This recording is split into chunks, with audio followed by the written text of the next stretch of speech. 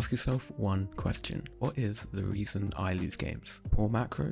Slow decisions? Bad mechanics? My teammates throw and or feed, my ability goes 0-10, it's GG? The answer could honestly be any one of those, but if you stop there, you'll simply never improve. This video isn't to give you advice on when to do X, Y, and Z, it's to give you a better way of thinking about the game as a whole. Let's start with something that sounds incredibly obvious. The objective of Deadlock isn't to get kills.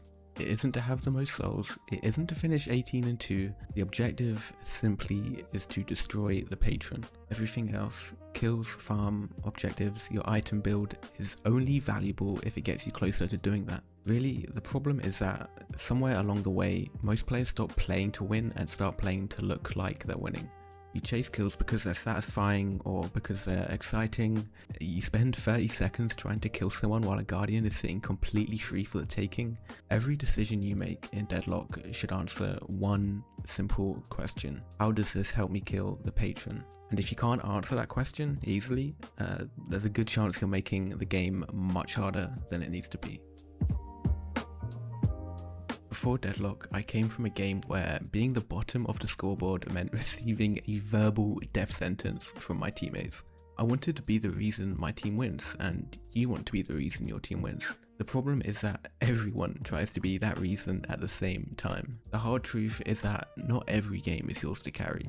Some games, you're the big boss, 50k souls, 80k damage. But some games, you're simply the pawn, eating shit and absorbing cooldowns so your Fed Drifter can jump in and absolutely ragdoll the now very vulnerable enemy team.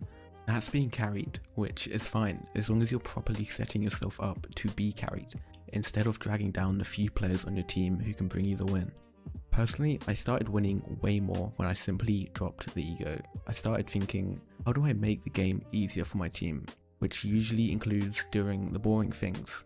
Using your abilities to peel teammates from fights instead of using them to jump into them, forcing your teammates to fight potentially unnecessarily, and sometimes it means simply not dying. One thing I don't think people talk enough about is attention. Your opponents aren't bots, they are humans, and they tunnel vision, they panic, chase, get greedy. Every second they're looking at one thing, they're not looking at something else. Your teammate is getting chased by 3 people on the other side of the map. Most people see that and think, nice, my 2-9 silver is Ted again.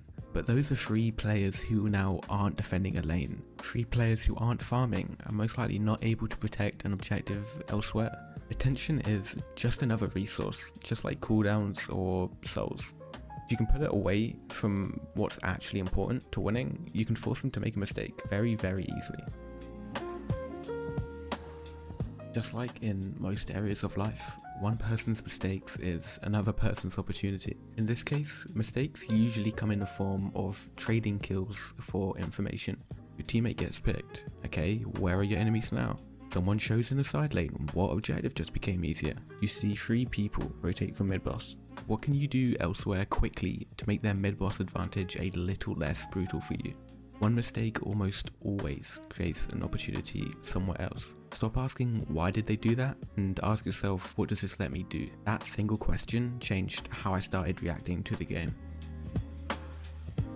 The simple fact is, you're always going to miss abilities and lose lanes, throw fights, and you'll probably queue up with that same 0-10 Billy again. None of that ever goes away. Climbing isn't necessarily about playing perfect Deadlock. It's more about making fewer detrimental mistakes than the average player.